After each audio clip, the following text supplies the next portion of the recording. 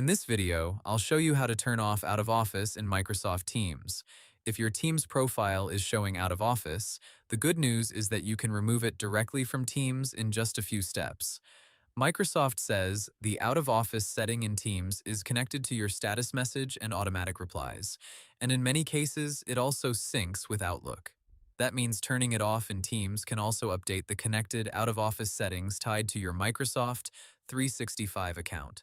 First, open Microsoft Teams and sign in to your account. At the top of the app, click your profile picture, then choose Set Status Message. In that window, select Schedule Out of Office near the bottom. Microsoft's Teams support page shows this as the main path for managing out-of-office settings inside Teams. Once the out-of-office settings window opens, look for the toggle called Turn on Automatic Replies. If it is enabled, switch it off. That is the main step that turns off out-of-office in Teams. After that, clear any out-of-office message if one is still there, and then save your changes. Microsoft says this is the setting used to schedule and manage out-of-office status from within Teams. If your out-of-office message still appears, check your regular status message too. Go back to your profile picture, choose Set Status Message, delete the text if needed, and make sure the message is cleared. Microsoft notes that status messages can appear across Microsoft 365 apps, so clearing the message helps remove any leftover notice that people may still see when they message or mention you. There is also one important thing to know. Because Teams and Outlook can sync some availability information, your out-of-office status may have originally been set from Outlook instead of Teams.